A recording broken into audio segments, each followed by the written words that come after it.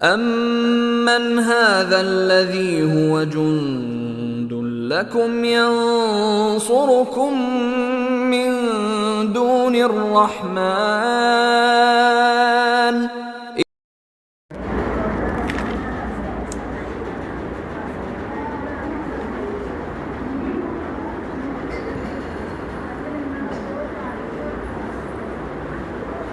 அஸ்ஸலாமு அலைக்கும்.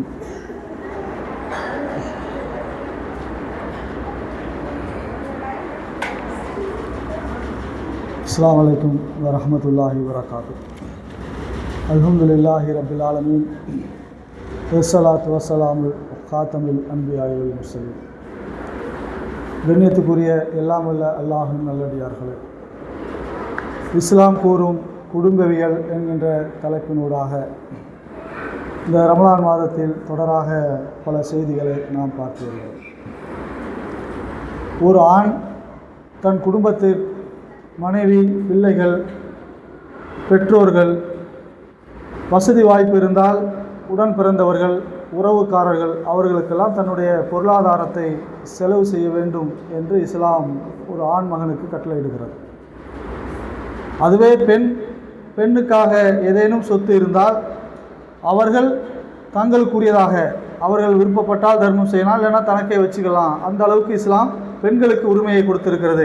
ஒரு ஆணுடைய சொத்தில் எல்லாத்துக்கும் பங்கு இருக்குது அப்படிங்கிறதும், ஒரு பெண்ணுடைய சொத்தாக இருந்தால் அவர்கள் விருப்பப்படி அதை அனுபவித்துக் கொள்வதற்கும் தர்மம் செய்வதற்கும் இஸ்லாம் அனுமதிக்கிறது.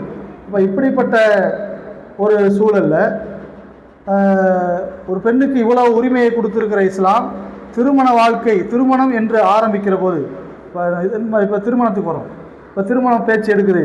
திருமணத்துக்கு என்ன செய்கிறாங்க, எப்படி நடக்குது, இந்த அமைப்பு சமூக அமைப்பில் எப்படி இருக்குது என்று நம்ம பார்த்தோம்னு சொன்னால், நம்ம இதுவரையிலும் பார்த்தோம்ல, ஒரு பெண்ணுக்கு உரிய எல்லா பொருளாதாரத்தையும் ஒரு ஆண் தான் சுமக்கணும், ஆண் தான் ஏற்றுக்கணும், ஆண் தான் செலவு பண்ணணும் அப்படின்னு சொல்லுது. அவங்களுடைய சொத்தாக இருந்தால் அவங்களே அதை அனுபவித்துக் கொள்வதற்கு உரிமை கொடுக்குற இஸ்லாம் இந்த சமூக அமைப்பு எப்படி இருக்குன்னு சொன்னால், ஒரு திருமணம் அப்படின்னு சொன்னோம்னா திருமணத்தை பெரும்பாலும் ஒரு வியாபாரமாகவே ஆக்கிட்டாங்க.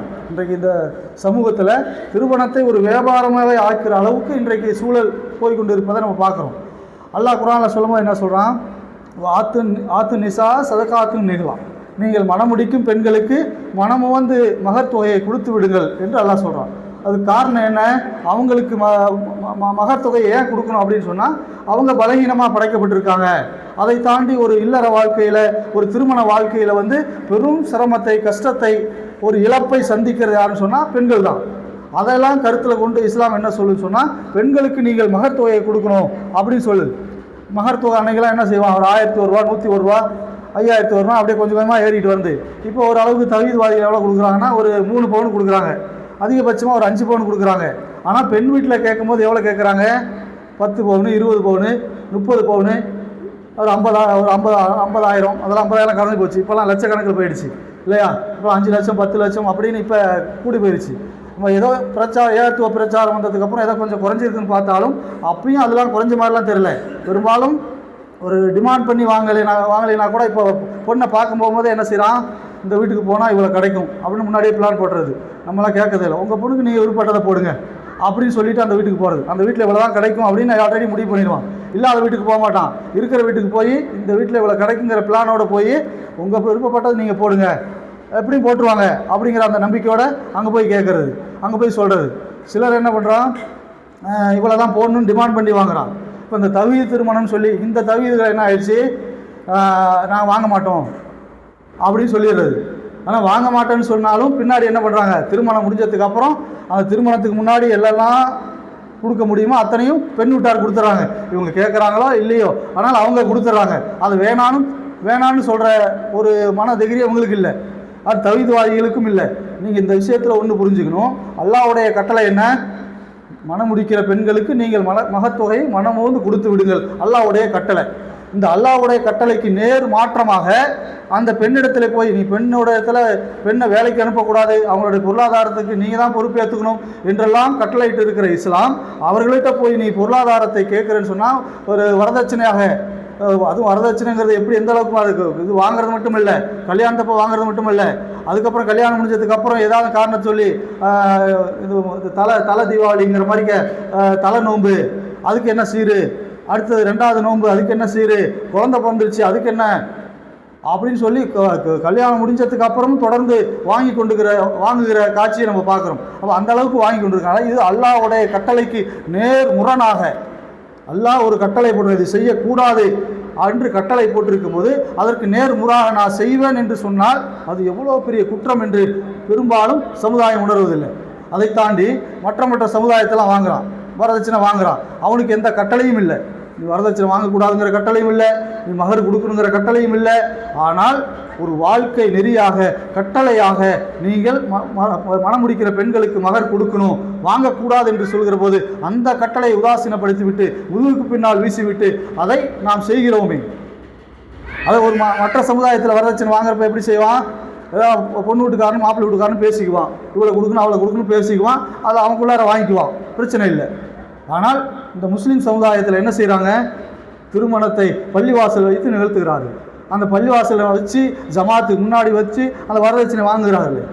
இதற்கு சாட்சியாக ஜமாத் இருக்கிறது, அஜரத் இருக்கிறாரு, மற்ற சமுதாயமும் அதிலே உட்கார்ந்து அல்லாஹ்வுக்கு நேர் முரணான அல்லாஹ்வுடைய கட்டளைக்கு நேர் முரணாக மாறுகிற அந்த கட்டளைக்கு நேர் எதிராக நடக்கிற ஒரு நிகழ்வுல எல்லா சமுதாயமும் கலந்து கொண்டு வாங்கி கொடுக்கிறார்களே, சாட்சியாக இருக்கிறார்களே, இது எவ்வளவு பெரிய குற்றம்.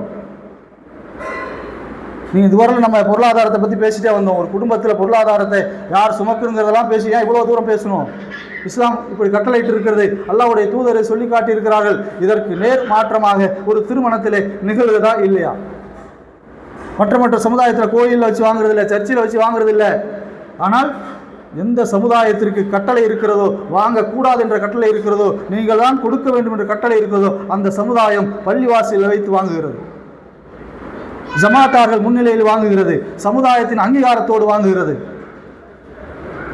இப்போ இந்த குற்றம் நிகழ்கிற இடத்துல நம்மெல்லாம் போய் உறவுக்காரங்க சொல்லிட்டாங்க, பத்திரிக்கை வச்சுட்டாங்க, சொந்த வீட்டு பேர் நட்பு ஃப்ரெண்ட்ஸு என்று சொல்லி அதில் நாம் கலந்து கொள்கிறோமே.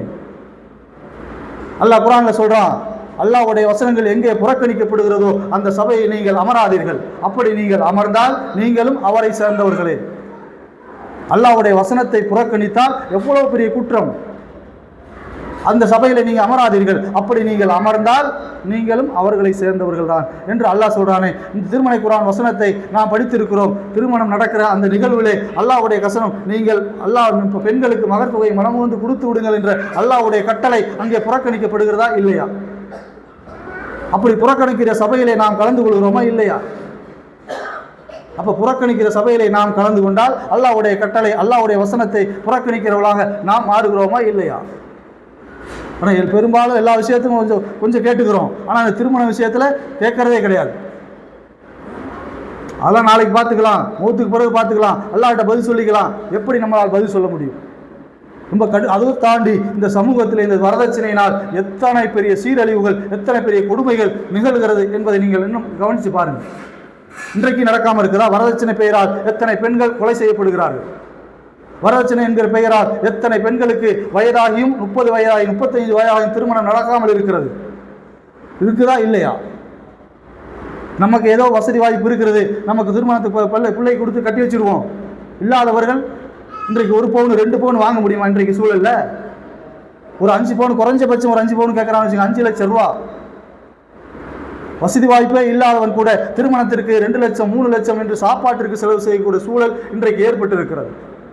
அப்போ குறைஞ்சது ஒரு 10 லட்ச ரூபா இல்லைனா, இன்றைக்கு குறைஞ்சி ஒரு 10 லட்ச ரூபா இல்லைனா ஒரு பெண்ணை திருமணம் செய்ய முடியாது என்ற சூழல் இன்றைக்கும் இருக்கிறது. இது குறைஞ்சபட்சம். அதிகபட்சம் 50 லட்சம் 1 கோடி ரூபா கூட போகும். அப்போ இந்த நிகழ்வு ஒரு இஸ்லாமிய சமூகத்திற்கு இது அழகா? அதை தாண்டி திருமணம் நிகழவில்லை என்று சொன்னால், அந்த பெண்ணுக்கு வாழ்க்கை கிடைக்கவில்லை என்று சொன்னால், வசதி வாய்ப்பு இல்லாமல் அந்த பெண்ணுக்கு வாழ்க்கை கிடைக்கவில்லை என்று சொன்னால் அந்த பெண் தடமாறி போவதற்கு எத்தனையோ காரணங்கள் இருக்கிறது இன்றைக்கு. அதாவது கிடைக்க வேண்டிய கால சூழலில் கிடைக்கல என்று சொன்னால் அந்த பெண்கள் தடமாறி போவதற்கு காரணமாக அமைந்து விடுமே. அதற்கு காரணம் யார்? ஒரு ஜமாத்தாக நின்று ஒரு நீ வரதட்சணை வாங்குற கல்யாணத்தை நான் செஞ்சு வைக்க மாட்டேன்னு சொல்ற ஒரு திராணி எந்த ஜமாத்துக்கும் இல்லையே. நாம் சமுதாயமாக அதை புறக்கணித்தாலே பெரும் குற்றம் நின்று போய்விடுமே. நாளைக்கு அல்லாஹ்ட்ட நம்ம என்ன பதில் சொல்லுவோம்? நிச்சயமா அல்லாஹ்ட்ட கேள்வி இருக்குமா இருக்காதா? நான் சொல்லியிருக்கேன், கொடுக்கணும்னு நான் சொல்லியிருக்கேன், அவன் வாங்கிட்டு இருக்கிறான், அந்த சபையில் நீ போய் உட்காந்துருக்க, இது தப்பா இல்லையா என்று இறைவன் கேட்டால் அதற்கு நம்ம இடத்துல இருக்கிற பதில் என்ன? ரொம்ப ஆழமாக கவனிக்கணும். ஏதோ நட்பு உறவு சொல்லிட்டாங்க, சொந்தக்காரங்க சொல்லிட்டாங்க, கோவிலன்னு சொன்னால் கோவிச்சுக்குவாங்க என்று நாம் பெரும்பாலும் முன்னெல்லாம் என்ன செஞ்சுருந்தோம், கல்யாணம் முடிஞ்சதுக்கு அப்புறம் அப்படியே போய் பார்த்துட்டு வர மாதிரி ஒரு நிகழ்வு நடந்துருச்சு. ஏன்னா உறவு விட்டு போயிடும், அதனால் கல்யாணம் முடிஞ்சோன்னே போயிட்டு வரலாம். அவள் செய்கிறது அநியாயம், மிகப்பெரிய அநியாயம். அந்த அநியாயத்தை சொல்வதற்கு நமக்கு திராணி இல்லை. இது தப்பு, இப்படி செய்யக்கூடாது, நான் வரமாட்டேன்னு சொல்கிறதுக்கு நம்மால் முடியல. ஆனால் உறவு விட்டு போயிடும், அதனால் போய் பார்த்துட்டு வருவோம் என்று கல்யாணம் முடிஞ்சு அப்புறம் போய் பார்த்துட்டு இருந்தோம். அப்புறம் என்னாச்சு, கொஞ்சம் கொஞ்சமாக அப்படியே கல்யாணத்திலே போய் கலந்துக்கிற ஒரு சூழல் இப்போ ஏற்பட்டு போச்சு. இப்போ இந்த திருமறை குர்ஆன் வசனத்திற்கு நாம் என்ன பதிலை சொல்ல போகிறோம், நாளை மறுமையில் இறைவனிடத்தில் என்ன பதில் சொல்ல போகிறோம் என்பதை சற்று ஆழமாக நாம் சிந்திக்க வேண்டும். இஸ்லாம் ஒரு குடும்ப வாழ்க்கை என்பது எவ்வளவு அழகான வழிகாட்டுதலோடு சொல்லி கொண்டு வருகிறது. அது திருமண வாழ்க்கை என்பது எவ்வளவு முக்கியமான ஒரு வாழ்க்கை, அந்த வாழ்க்கை எப்படி நிகழ வேண்டும், எப்படி அமைய வேண்டும் என்றெல்லாம் நமக்கு வழிகாட்டுகிறது. அதை மீறி நாம் செயல்பட்டால் நிச்சயமாக நாளை மறுமையில் இறைவனிடத்திலே குற்றவாளியாக நிற்போம் என்பதை புரிந்து கொள்ளக்கூடிய நன்மக்களாக இறைவன் உங்களையும் என்னையும் ஆக்கி அலுவலக பிரார்த்தனையோடு என் உரை நிறைவு செய்தார்.